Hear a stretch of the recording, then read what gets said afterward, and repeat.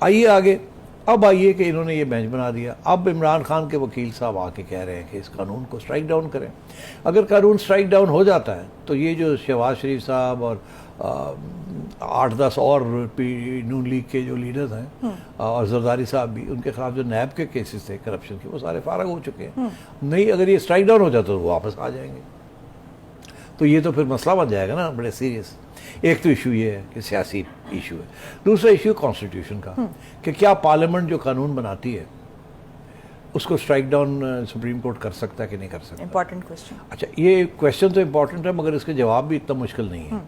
Supreme court की ये फैसला रहा है कि अगर कोई ऐसा कानून बनता है जो आइन के बहुत अहम बेसिक स्ट्रक्चर के खिलाफ या बेसिक राइट्स जो उसके अंदर इंश्राइंड है, उसके खिलाफ अगर कोई कानून बनता है तो उसको स्ट्राइक डाउन किया जा सकता है। खसूसन अगर नैब लॉ फंडामेंटल राइट्स को किसी तरीके से था, तो फिर उसको कोई भी कानून हो, अगर वो फंडामेंटल राइट्स जो कि बेसिक टेनेट है कॉन्स्टिट्यूशन का, आज़ादी जो है हमारी फंडामेंटल आज़ादी आवाम की, अगर उसके खिलाफ है तो वो कानून को सुप्रीम कोर्ट स्ट्राइक डाउन कर सकता है। ठीक। अच्छा, अब और यहाँ एक केस ऐसा भी है कि एक कानून बना था जिसके बारे में 2001 की बात है, मुशर्रफ साहब का ज़माना था मेरा ख्याल है, और उसका नाम है असफंदियार वली केस। उसमें सुप्रीम कोर्ट ने इसी आर्ग्यूमेंट के ऊपर के एक कानून था कि ये फंडामेंटल राइट्स के ख़िलाफ़ है, कि उसको स्ट्राइक डाउन कर दिया था। अच्छा, आज ये आर्ग्यूमेंट दी जा रही है कि ये भी जो कानून है ये फंडामेंटल राइट्स के ख़िलाफ़ है, इसको भी स्ट्राइक डाउन किया जाए। उसके ऊपर जस्टिस मंसूर का ये मौक़िफ़ है कि कैसे ये फंडामेंटल राइट्स के ख़िलाफ़ कैसे, इसका तो कोई सबूत नहीं है, और उनके ख्याल में ये इसको स्ट्राइक डाउन नहीं किया जा सकता। उधर जस्टिस एजाज हैं, वो समझते हैं कि जी ये किस किस्म का कानून है, लोगों ने अपने लिए बना लिया है, इससे तो धज्जियाँ उड़ा दी हैं, इससे करप्शन बढ़ जाएगी, ये हो जाएगा वो हो जाएगा, और रोना धोना और फलाना ढिंगड़ा। तो जाहिर है वो तो ये चाहते हैं कि इस कानून की छुट्टी करा दी जाए। और बीच में बैठे हैं जस्टिस उमर अता बंदयाल, वो कभी एक बात कहते हैं जिससे ऐसे लगता है कि वो पार्लियामेंट की सॉवरेनिटी को मानते हैं कि पार्लियामेंट जो चीज़ करती है उसको अदालतें नहीं चैलेंज करना चाहिए, और फिर कभी कभी ऐसे सवाल भी कर लेते हैं जिसके साथ और भी कन्फ्यूजन हो जाती है कि यार शायद आज तो जस्टिस एजाज वल चले गए ने, आज जस्टिस मंसूर वल चले गए ने, और दरमियान में वो खेल रहे हैं। अब इसके बहुत से एग्जाम्पल्स हैं आज की और कल की जो हेयरिंग्स हुई हैं, वो जो कि हम दे सकते हैं अगर आप चाहें तो बात। और वो करप्शन की आप बात कर रहे थे, तो करप्शन पे उन्होंने कहा कि अगर आप जो रेटिंग आएगी ट्रांसपेरेंसी इंटरनेशनल की जो आएगी, उसमें इन नैब तरामीम के बाद जो है वो उससे भी 100 नंबर पे नीचे चला जाएगा। अच्छा, अब ये जस्टिस एजाज नहीं है जी, जस्टिस एजाज का ये कहना था कि अगर ये कानून रहा तो करप्शन बढ़ जाएगी पाकिस्तान। यही वो इमरान खान का भी यही मौक़िफ़ है कि इन्होंने जो करप्शन जो है अब तो बहुत बढ़ेगी बिकॉज इन्होंने अपने आप को माफ़ करा लिया। अच्छा, अब दिलचस्प बात क्या है? दिलचस्प बात यह है कि ट्रांसपेरेंसी इंटरनेशनल के जो स्टेटिस्टिक्स हैं वो ये दिखाते हैं कि 2016 में 2014 में करप्शन पाकिस्तान में 140 नंबर पे थी पाकिस्तान का रैंकिंग। जितनी आप ज़्यादा होगी उतनी ज़्यादा करप्शन है। तो 2014 में 126 थी, 126 थी। उसके बाद 2016 में 116 हो गई, फिर उसके बाद 2018 में 117, 2020 में 124 और 2021 में 140।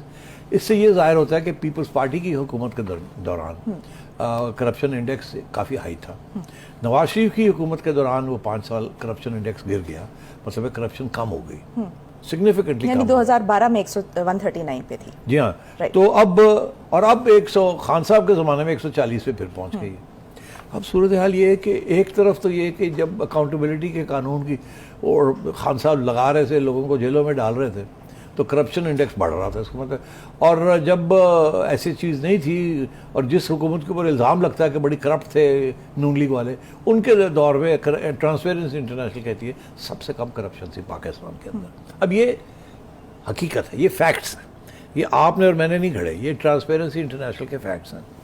अच्छा, अब अगर ऐसी सूरत हाल है तो ये जज साहब को भी बताना चाहिए कि जज साहब जो हकायक है, ये हकीकत है, वो तो ये दिखा रही है कि पीपीपी के ज़माने में करप्शन जो थी वो 139 पे पहुंची हुई थी, और नवाज शरीफ के ज़माने में वो 117, और इमरान खान के ज़माने में 140।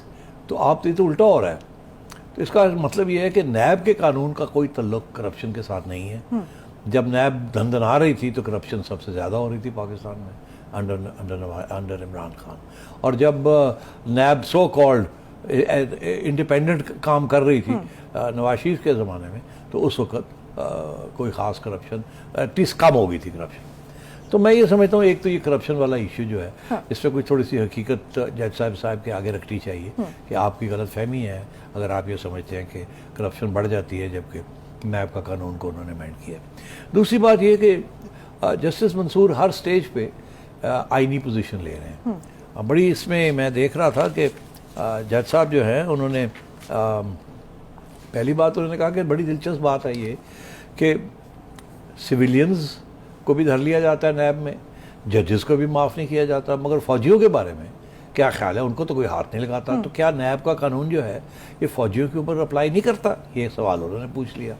अच्छा, अब उसका जवाब देने से तो सारे भाग रहे थे, कोई इधर भाग रहा था, कोई उधर भाग रहा था कि इसका जवाब हम क्या दें। जवाब तो बड़ा कि अगर फ़ौजी कोई करप्शन करता है तो नैब उसको नहीं हाथ लगा सकती, उसको फ़ौज खुद उसको निपटती है और फ़ौज के बाहर नहीं हो सकता। अपने इंस्टीट्यूशन में उनकी अकाउंटेबिलिटी होती है और नैब नहीं हाथ लगा सकती। अलबत्ता अगर कोई फ़ौजी जो है वो किसी सिविलियन अदारे में है, उसका हेड है या वहाँ कोई करप्शन हुई है तो नैब पूछ सकती है। मगर हकीकत ये है कि आज तक नैब ने किसी फ़ौजी को, सर्विंग फ़ौजी को हाथ नहीं लगाया। जो रिटायर्ड फ़ौजीज़ हैं उनके ऊपर ज़रूर उन्होंने हाथ लगाया। एडमिरल मंसूर के केस आपको याद होगा, जो नेवी के चीफ़ थे, उसके बाद एक वापडा के चीफ़ भी रहे हैं, क्रिकेट बोर्ड के चीफ़ भी रहे हैं, एक लेफ्टिनेंट जनरल थे, उनके ऊपर भी नैब ने केसेस किए और उनसे भी पैसे निकलवाए, मंसूर से भी पैसे निकलवाए वगैरह। वो रिटायर हो चुके थे और वो they were involved in commissions and stuff like that. तो अब बात ये है कि ये सवाल का जवाब नहीं मिला अभी तक। दूसरा, मंसूर साहब ने एक बड़ी इंटरेस्टिंग बात की है। वो कहते हैं कि क्या आपका ख्याल है कि ये जो फैसले होते हैं कानून के बारे में, ये सड़कों पे होने चाहिए या पार्लियामेंट में होने चाहिए? इशारा ये है कि खान साहब जो हैं वो सड़कों पे कानून बनाना चाह रहे हैं, गर्म गवर्नमेंट को निकाल दो, पार्लियामेंट से ये कर दो। उन्होंने तो पार्लियामेंट की धज्जियाँ उड़ा दी हैं और पार्लियामेंट को मानते ही नहीं है। तो फिर ये बताइए कि सड़कों को माने हम या हम पार्लियामेंट को माने? कानून कौन बनाएगा? फिर और भी उन्होंने बात कही कि फंडामेंटल राइट्स जो है अगर वो वायलेट नहीं होती तो हमारा कोई हक नहीं है कि हम पार्लियामेंट के कानूनों को स्ट्राइक डाउन करें। अच्छा, तो इस तरीके की बातें भी हो रही हैं। लेकिन जस्टिस एजाजुल हसन ने यह भी कहा है कि जब सिस्टम तबाह हो रहा होगा तो फिर तो अदलिया मुदाखलत करती है ना। अच्छा, अब बात यह है कि तबाह कब होगा, तो फिर फौज भी यही कहती है कि जब सिस्टम तबाह हो रहा हो तो हम मुदाखलत करते हैं। तो बात यह है कि मुदाखलत जो है आइन के आउटसाइड आइन पर तबाह हो रहा हो या ना हो रहा हो आप नहीं कर सकते। आइन बड़ी क्लियर है, ना जज कोई कर सकता है ना जर्नैल को कर सकता है। Parliament is supreme. तो ये पार्लियामेंट के फैसले हैं, ये आपके फैसले नहीं हैं। तो और आप कौन होते हैं फैसला करने वाले कि मुल्क तबाह हो रहा है? ये तो सियासी जमातें हैं, एक पूरा सिस्टम बना हुआ है, वो फैसला करेंगे। एक बंदा बैठ के एक चैम्बर में कैसे फैसला कर सकता है कि जी पार्लियामेंट तबाह हो रही है? और आजकल तो वैसे ही बड़ी दिलचस्प बात यह है कि सुप्रीम कोर्ट तो काफ़ी अरसे से 12 जजेस के साथ काम कर रहा था, पूरा तो कोर्ट भी नहीं था। तो मतलब इस किस्म के इश्यूज भी। YouTube पर गुगली टीवी देखने के लिए youtube.com की सर्च बार में गुगली टीवी टाइप करें। गुगली टीवी के पेज पर सुर्ख रंग के सब्सक्रिप्शन वाले बटन पर क्लिक करना ना भूलिए। YouTube पर अपलोड होने वाली वीडियो से बाखबर रहने के लिए बेल आइकॉन पर क्लिक कीजिए। आपको हर नई आने वाली वीडियो के बारे में नोटिफिकेशन मौसूल हो जाएगा।